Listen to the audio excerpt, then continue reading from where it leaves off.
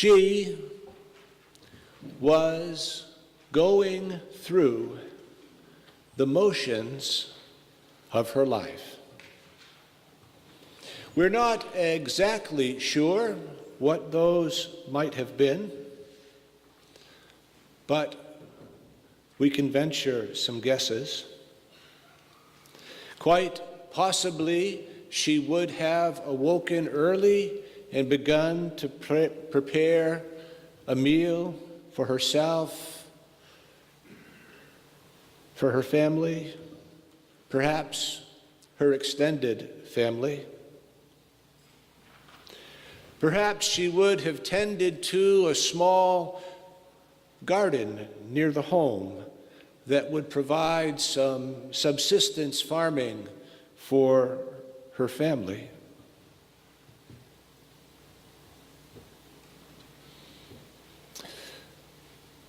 And then she went to get water from a well. And as her day progressed, she has a series of aspirations, one leading to another, that bring her to a beautiful moment of faithful discipleship. Now, there's really nothing wrong with going through the motions of our lives. That is, doing things out of habit and repetition. That's just how life is, and we all have to do it. An athlete would go through the motions of their sport time and time again. I remember my rather insignificant career as a junior varsity basketball player in high school. At the end of every practice, we would shoot 100 foul shots, 4 times a day. I still think I'd probably lose to Ben Venator if we had a foul shot shooting contest. But practice, repetition. One of the things I like most about my job is that here at Wesley, we have on Thursday afternoons an organ teacher who comes and offers lessons here. And so while I'm working, I often get to hear music that is beautiful and lovely to hear. Edgar is his name, and he's quite an accomplished musician, and he teaches 4 or 5 people, one of whom is named Connor. But this Thursday, as I was listening, I was really caught up in the music. It was beautiful. There was an artistic touch to the way it was played, and it was something that I'd not heard before. I thought maybe Edgar's student didn't make it that day, and Edgar decided he would just practice. Or maybe Ken had snuck in for an extra hour of rehearsal. It was that good. Well, something came up, and I needed to check with Misty, so as I came out of my office and made my way through the sanctuary, Edgar was not at the organ console, neither was Ken, but it was Connor. I don't think he's more than 15 years old, and he played brilliantly. And Edgar beamed with pride, telling me that Connor is going on to try for scholarships. He's becoming a marvelous musician.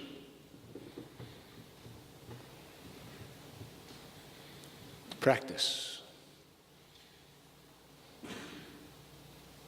Edgar said if we wanted to, we could invite Connor to come play here some Sunday. I said that would be lovely. Practice. Going through the motions is practicing life, getting good.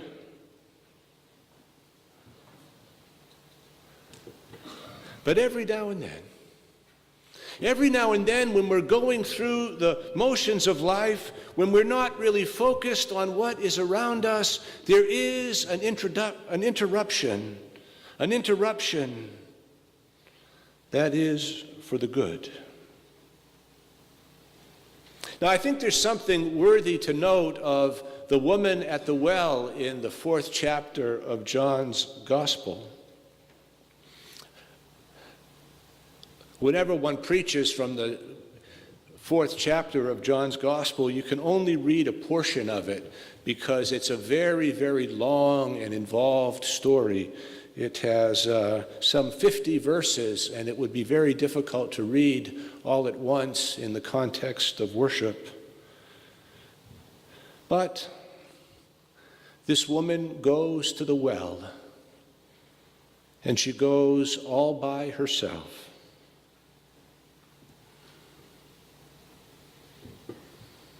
She's all alone. Now, for the past 2,000 years of biblical study, I think scholars have misunderstood her story and her life. They incorrectly assume, I think, that because she's all alone in the middle of the day, that she might be a little promiscuous, and so she is a threat to all the other women in the village, and they will not associate with her. But there's absolutely no evidence in the text to support that, which can only lead us to conclude that even biblical scholars are preoccupied with a dirty mind. But she's there by herself. And what strikes me, and I think what strikes what John intends to convey, is that she's lonely.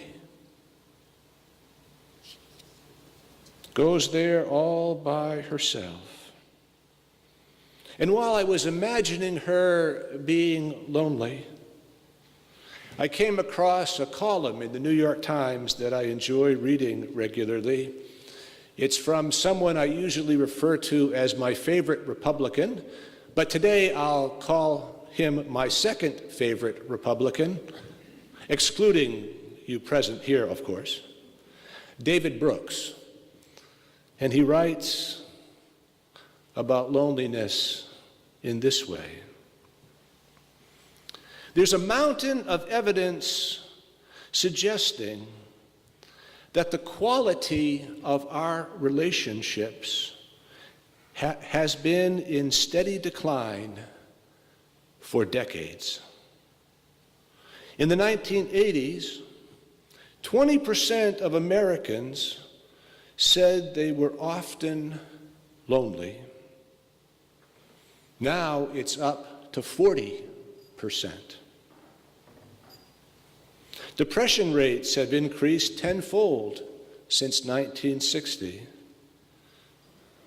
which is not only the results of greater reporting.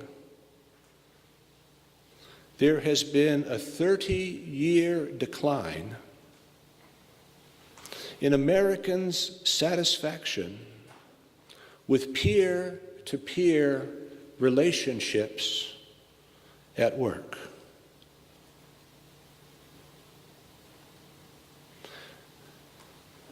Brooks goes on to describe former Surgeon General, Vivek Murthy. I've probably mispronounced his name, and if I've done so, you can correct me. But Byron, wait till after church, okay? He writes in the Harvard Business Review, "During my years of caring for patients, the most common pathology I saw was not heart disease or diabetes. It was loneliness." I think of that woman at the well, lonely. But then Jesus interrupts her loneliness. Give me a drink. The routine shattered. Her loneliness is approached. They banter back and forth for a few verses, comparing the physical water that we drink from a well to the everlasting and living water that comes to us from the presence of Jesus Christ. The first aspiration, she wants to be less lonely. Well, then it gets a little personal. Jesus asks about her husband, and she says that she's not married. And then Jesus miraculously seems to have information about her that she did not think he had.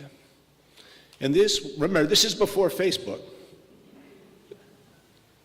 But what's funny is she doesn't seem to feel threatened. She doesn't seem to feel like her privacy has been invaded. And the fact that she's been married 5 times doesn't necessarily mean she has relationship issues.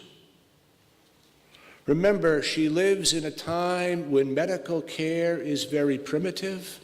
There are no antibiotics. A simple infection could claim someone's life, and they were very difficult to stop. She lived in a time of political occupation, when a Roman soldier could just as easily kill a Jew or Samaritan without cause and without repercussion. And remember, she lives in a time when women did not choose to be married. Those choices were made for them. So concluding she had relationship issues is adding more to the text than is there. She does not respond as someone who feels that she is stalked or that her privacy has been invaded. Rather, she responds as someone who feels known and accepted, and the blessing that comes from being known and accepted. Her second aspiration, she wants to be known and accepted. Then she tries to drag Jesus back into an old and tired debate. We know about old and tired debates, don't we? Well, Samaritans worship God on Mount Gerizim, and Jewish people worship God in Jerusalem, the top of the Temple Mount. Which is the right place to worship? But Jesus breaks out of the prevailing argument. And he says, it does not matter where one worships, for God is spirit, and God is truth. The third aspiration, she wants to be connected to spirit and to truth. Well, I think now might be a good time to quote my favorite Republican of the week, the late Barbara Bush. We've learned so much of her life, and she spent all of her days as a faithful disciple of Jesus Christ, participating in the life of the church. And she said something beautiful. If human beings are perceived as potentials rather than problems, as possessing strengths instead of weaknesses, as unlimited rather than dull and unresponsive, then they thrive and grow to their capacities.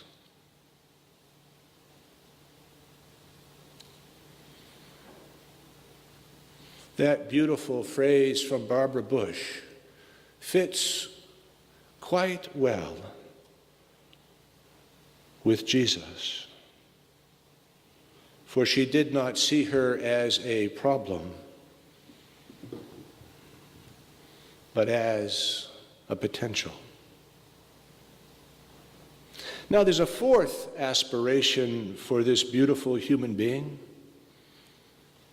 who was simply going through the motions of her life. Her loneliness had been remedied.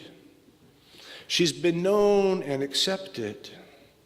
She's found spirit and truth. But that's not where the story ends. She leaves the jar that she brought with her to gather water, leaves it right there by the side of the well, and she goes back to the village where she came from. And she spoke to all the people of that village. The crowning aspiration of her day was not to keep for herself a spiritual blessing, but to become the kind of person that cares about other people and that cares enough to tell them what has made her life so rich and so full. The crowning aspiration of this day was a burning desire to tell someone what she had found from God through Jesus Christ.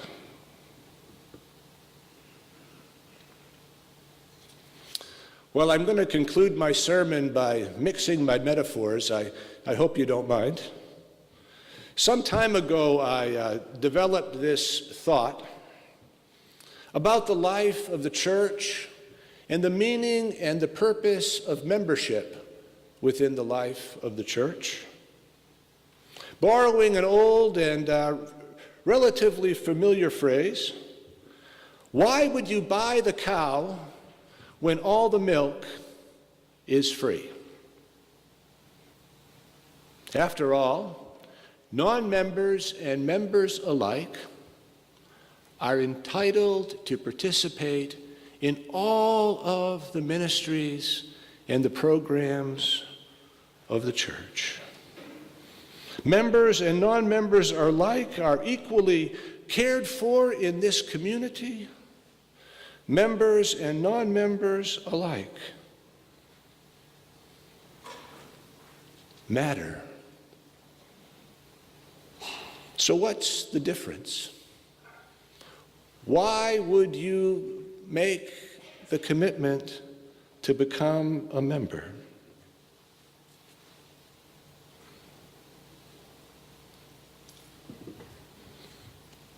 You see, membership in the life of the church is not a place of privilege or first place in line to get what you want. Membership in the life of the church is making an enduring commitment to the cow so that its life-giving milk is available not for you alone, but for everyone. This is where I mix the image of living water and living milk So Alan, you can mark me down a grade on that, okay? Alan's an English teacher, so. Membership in the life of the church is about being so committed to its ministries, not for selfish gain, but like that woman at the well in her fourth aspiration, she wanted to make sure someone else would find what she had found in the living water of Jesus Christ.